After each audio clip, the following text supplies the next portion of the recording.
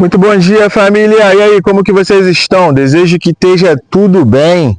Quem está falando aqui é o Rodrigo, do Superação 021.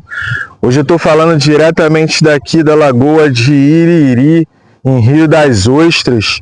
E como vocês podem ver, olha que paisagem linda. Galera, antes de qualquer coisa, eu gostaria que vocês se inscrevessem na nossa página aqui do TikTok.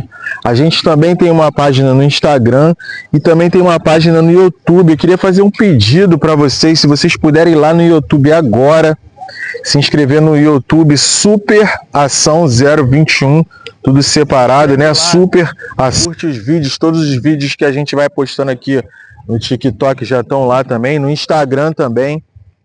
Seria muito importante, assim a gente poderia se conhecer melhor.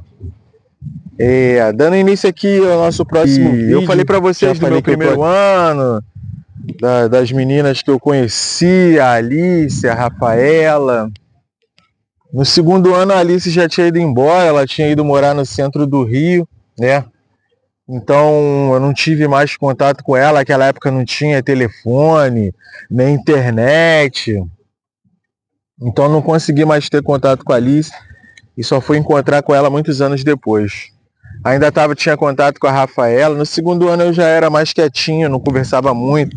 A maioria dos meninos que estudavam comigo já tinham ido embora, mas mesmo assim ainda tinham pessoas, garotos de outras turmas, eu lembro que a gente jogava ping-pong na hora do recreio, a gente saía para ir para a praia, às vezes matava a aula para ir para a praia, né? Eu estudava numa escola de formação de professores. Numa dessas vezes até que eu fui para a praia com eles, quase que eu morri afogado, brother. Eu lembro que eu fui pegar um jacaré e uma onda muito forte na praia de Copacabana, ela começou a me dobrar. Eu fui pegando jacaré e ela começou a me dobrar e foi machucando a minha coluna. E eu lembro que nessa hora de desespero eu pensei assim, poxa, matei aula e vou morrer afogado aqui em Copacabana, como minha mãe vai ficar, né? A gente pensa logo assim na pessoa mais importante que a gente tem e falei, poxa, como que minha mãe vai ficar? Mas graças a Deus, quando eu desisti, que eu já comecei a beber água, eu cheguei na areia e ficou tudo bem, tô aqui até hoje. Ainda sinto um pouquinho de dor na lombar assim, mas talvez seja por outros motivos, por pegar peso no trabalho, né? Sou técnico em enfermagem. Então, voltando para a escola, a gente jogava ping-pong no recreio, jogava bola. Eu nunca fui muito de jogar bola, mas eu jogava. Eu gostava mais de malhar, gostava de treinar o corpo. E não tive mais contato com as minhas, assim, tinha contato com a Rafaela, de vez em quando eu ia para casa dela. Eu lembro de um Natal da gente ter ido para casa dela, ter trocado uns beijinhos e tal, mas nunca passou daquilo ali. E quando eu passei para o terceiro ano, cara, foi quando eu conheci a minha primeira esposa. Era uma menina muito especial. Eu estava começando, né, aquela onda de F1, entrando na dependência química, mas no começo tudo são flores.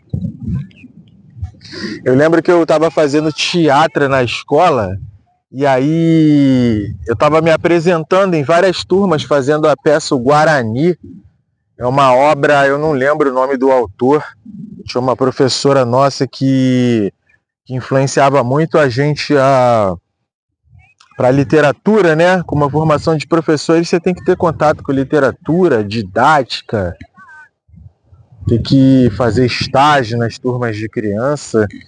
E aí essa professora me orientou a fazer parte do teatro, porque eu já falava bem, escrevia bem.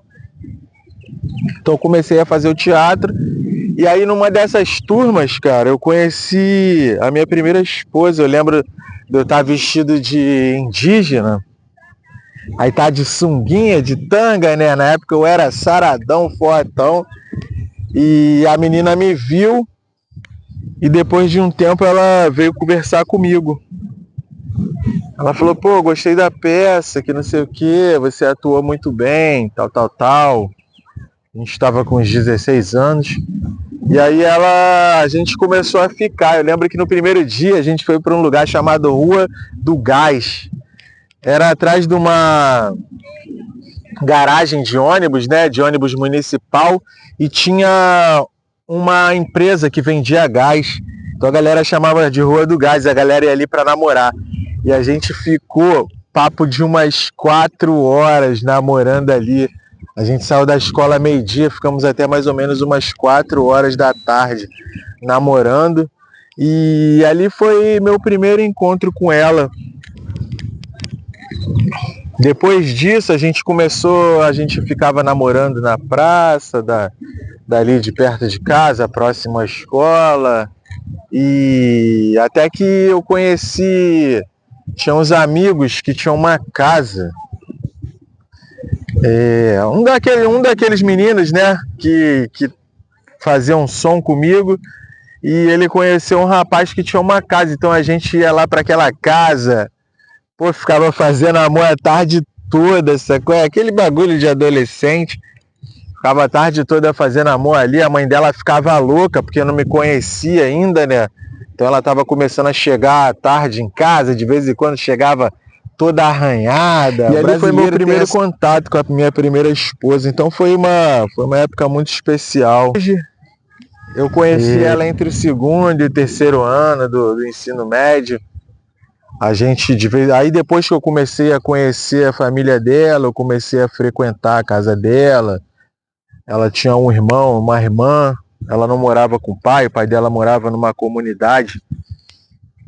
Hoje em dia se chama Complexo de Israel. O pai dela morava em Parada de Lucas. No futuro eu vou até contar essa história, porque eu fui morar lá com ela. Uma fase muito triste, muito ruim da minha vida. Eu fui morar lá com ela, mas aí comecei a frequentar a casa dela. Eu ia de Nilópolis até Anchieta de bicicleta, mais ou menos uns 6 quilômetros ou mais de bicicleta para ver ela.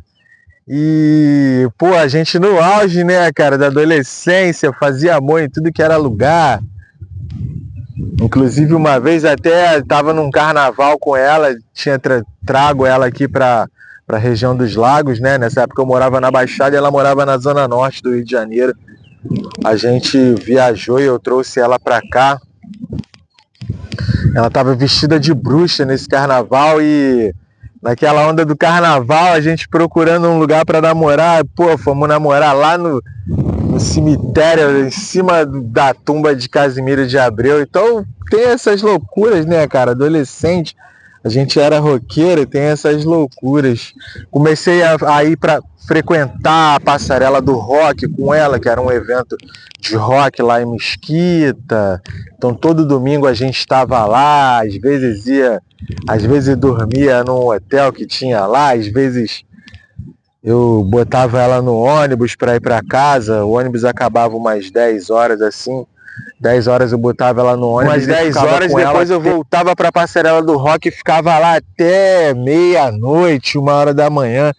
Chegava em casa, entrava na porrada, meu pai, às vezes era meu pai, às vezes era minha mãe.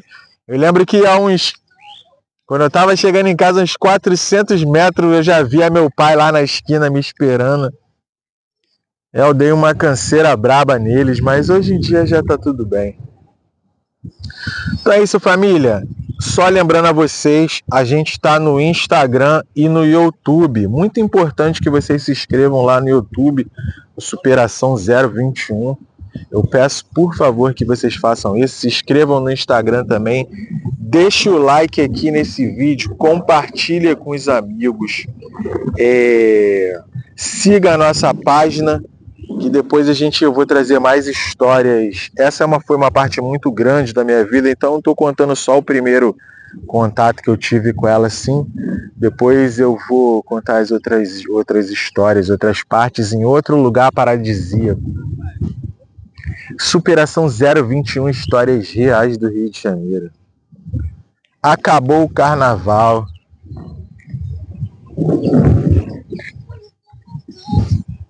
Hoje o céu tá de brigadeiro.